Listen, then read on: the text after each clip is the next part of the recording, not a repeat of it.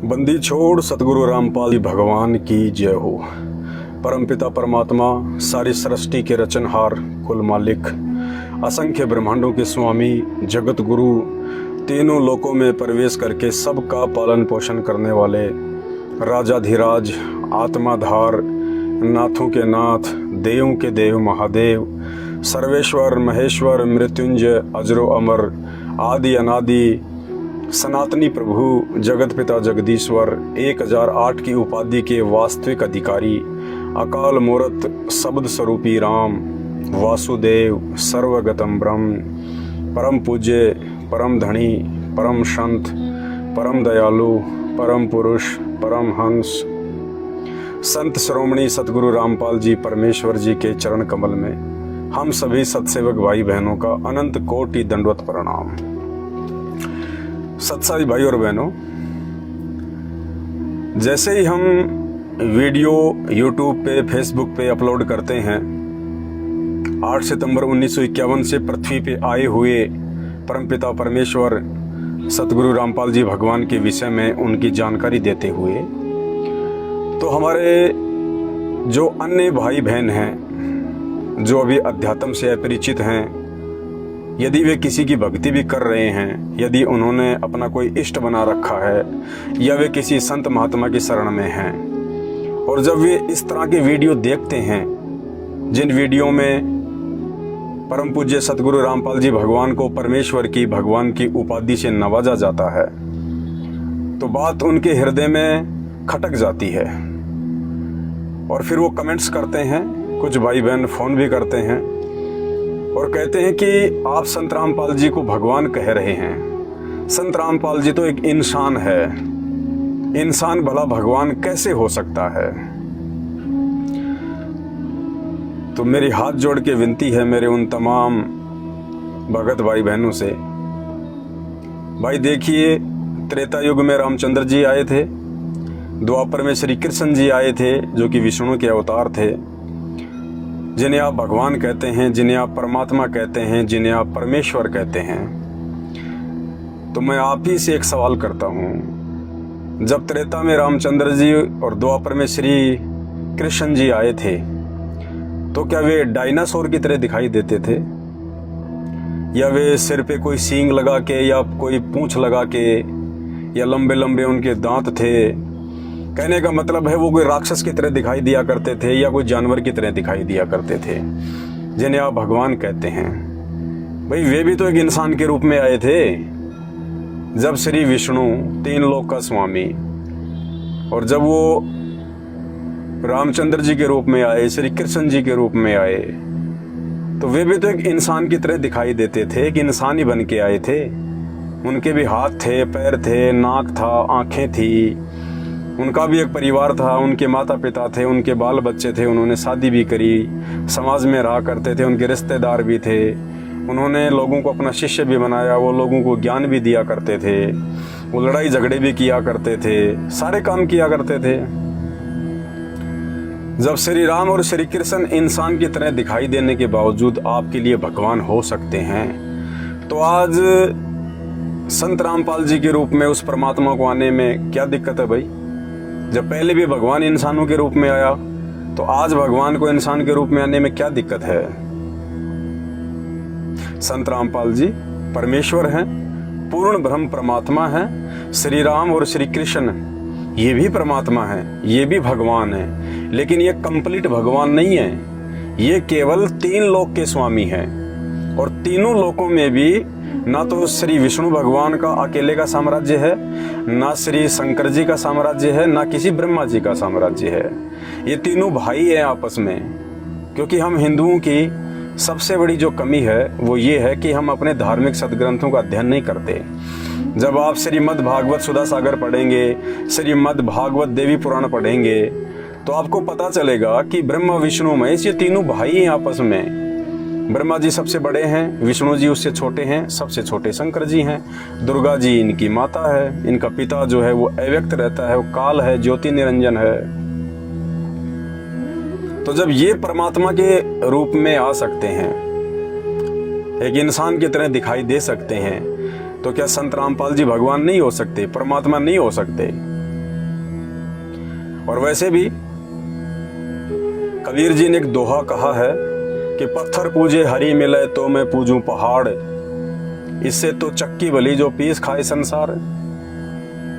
आप जिस राम और श्री कृष्ण जी की पूजा करते हैं अपना इष्ट मान के, आपने उनके मंदिर बना रखे हैं, उन मंदिरों में आपने जो मूर्तियां लगा रखी हैं वो किस चीज की हैं? किसी ने पत्थर की लगा रखी हैं, किसी ने सोने की, किसी ने चांदी की। तो 650 साल पहले कबीर जी जब आए थे तो उन्होंने क्या कहा था कि पत्थर पूजे हरि मिले। अगर इन पत्थरों को पूजने से, पत्थर पूजे हरि मिले तो मैं पूजूं पहाड़।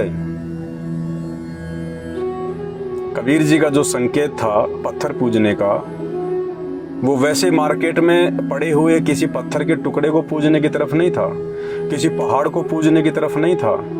उनके कहने का मकसद था कि आपने इन मंदिरों में जो पत्थर की मूर्तियां बना रखी हैं, जिनको आपने हरि का नाम दे रखा है, भगवान का नाम दे रखा है, कहते हैं इन पत्थरों को पूजने से अगर भगवान मिले, अगर हरि मिले, तो फिर मैं तो पहाड़ को पूजूंगा, क्योंकि पहाड़ तो साइज में बहुत ही ज्यादा बड़ा होता है। यदि तुम्हें वो पत्थर की छोटी छोटी मूर्तियां जो मंदिरों में, अपने घरों में तुमने स्थापित की हुई हैं, अगर उन पत्थर की मूर्तियों को पूजने से हरि की प्राप्ति होती है, भगवान मिलता है, तो मैं तो पहाड़ पूजूंगा जो पूरा का पूरा पत्थर है। जब तुम्हें छोटा सा पत्थर पूजने से परमात्मा मिल सकता है, तो जब मैं पहाड़ को पूजूंगा तो मुझे तो बहुत बड़ा परमात्मा मिलेगा, सारे सुख मिल जाएंगे मुझे। तो कबीर जी ने इस पाखंडवाद का, हमारी अज्ञानता का पर्दाफाश किया कि पत्थर पूजे हरि मिले तो मैं पूजूं पहाड़। अरे भोले प्राणी, नादान प्राणी, इससे तो वो चक्की भली जो पीस खाए संसार। वो पत्थर की चक्की अच्छी उस पत्थर की मूर्ति से तो कम से कम वो पत्थर की चक्की लोगों को खाने के लिए आटा तो पीस के देती है। तुम्हारे पत्थर के भगवान तो वो काम भी नहीं कर सकते, आटा पीसने का भी। अब कोई पत्थर की मूर्ति के सामने जाएगा, कोई दुखी आदमी है, वो क्या बात करेगा, कैसे अपना दुख बताएगा? वो पत्थर की मूर्ति के ना कान है, ना आंखें हैं, ना वो देख सकती है, ना वो सुन सकती है, ना वो पत्थर की मूर्ति आपसे बातें कर सकती है, ना वो पत्थर की मूर्ति आपके दुख में शरीक हो सकती है। और यदि कोई जीवित संत है, जैसे असंत रामपाल जी हैं, इंसान के रूप में आए हुए हैं, संत रूप में आए हुए हैं, वो आप और हमारी तरह हैं। वो सुनते भी हैं, देखते भी हैं, बोलते भी हैं। तो जब मैं उनसे कोई बातचीत करूंगा, अपना दुख बताऊंगा, तो वो सुनेंगे, और सुनेंगे तो संतों के पास में समाधान भी होता है, वो कोई समाधान भी बताएंगे। इसलिए जीवित संत को पूजना श्रेयकर है, ना कि मरने के बाद या शरीर छोड़ने के बाद।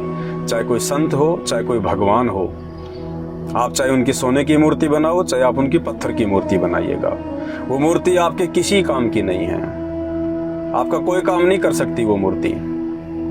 इसलिए जीवित संत की तलाश करो। और वर्तमान में इस धरती पे लाखों की संख्या में आपको संत महात्मा मिल जाएंगे जो अपने आप को सर्वश्रेष्ठ ही बताएंगे, कोई अपने आप को कमजोर नहीं बताएगा। लेकिन उन संतों की पहचान का केवल एक ही तरीका है, हमारे धर्मशास्त्र, गीता जी, वेद, कुरान, पुराण, बाइबल, सभी धर्मों के जितने भी धर्म ग्रंथ हैं उनमें उनकी पहचान लिखी हुई है।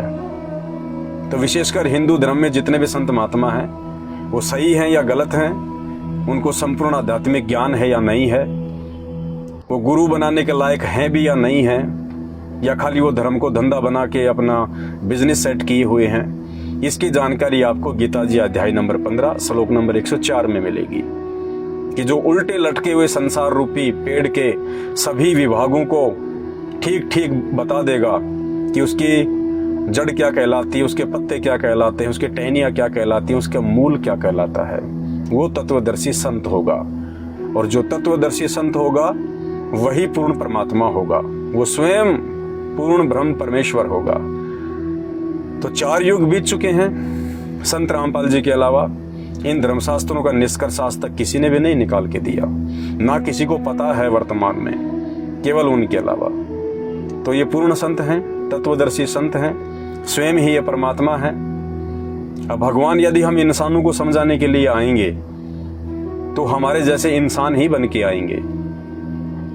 रामचंद्र जी ने त्रेता युग में जो अवतार धारण किया तो उन्होंने जानवरों को समझाने के लिए नहीं किया, उन्होंने इंसानों को समझाने के लिए अवतार धारण किया।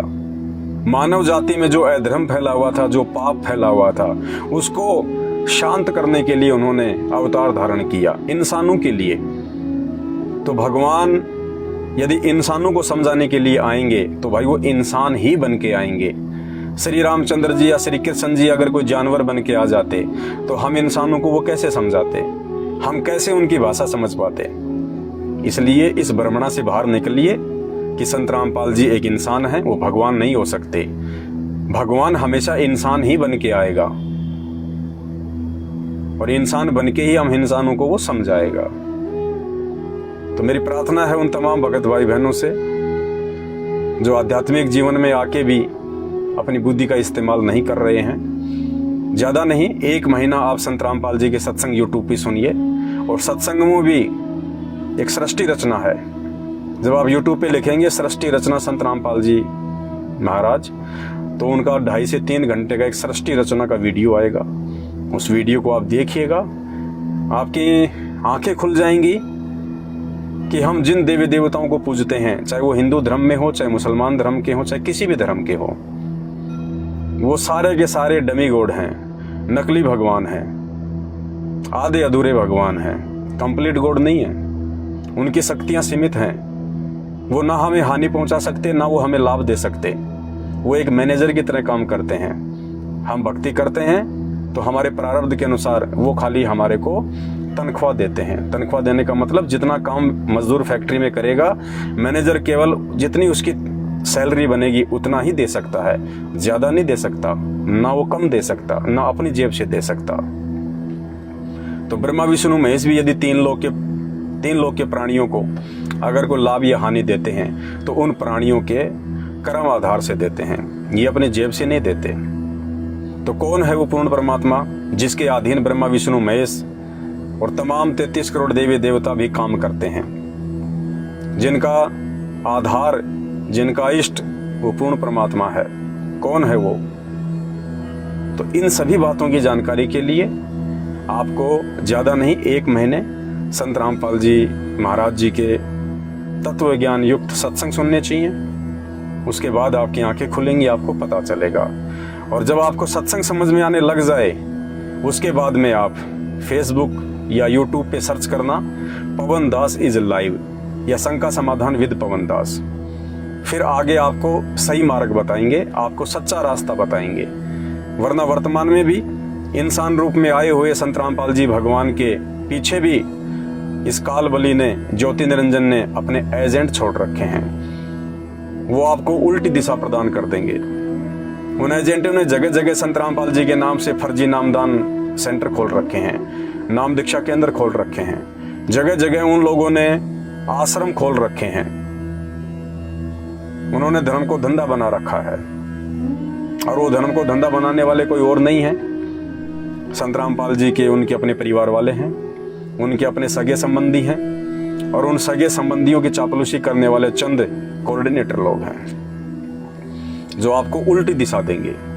उनकी संगति करके फिर आप आगे भक्ति नहीं कर पाओगे, भक्ति मार्ग में आगे नहीं बढ़ पाओगे, आपकी रुचि नहीं बनेगी। इसलिए जब आपको संत रामपाल जी के सत्संग समझ में आने लग जाए, आपको भगवानों की जानकारी हो जाए और आपको लगे कि हाँ अब मुझे संत रामपाल जी की भक्ति लेनी चाहिए, उसके बाद आप मुझ पवन दास की वीडियो देखना शुरू कीजिएगा। यही मेरा पेज है फेसबुक पे, पवन दास इज लाइव। यूट्यूब पे सर्च करेंगे शंका समाधान विद पवन दास या पवन दास इज लाइव। फिर आपको एक संकल्प नाम दीक्षा की विधि बताएंगे। उस विधि से आप संत रामपाल जी से जुड़ के अपनी भक्ति को सुचारू रख सकते हैं। और जैसे ही संत रामपाल जी आश्रम में आ जाएं, आप विधिवत उनसे नाम दीक्षा लेके अपनी भक्ति को चालू करें। बस इतनी सी बात है। वीडियो को ज्यादा से ज्यादा शेयर करें। बंदी छोड़ सतगुरु रामपाल जी भगवान की जय हो।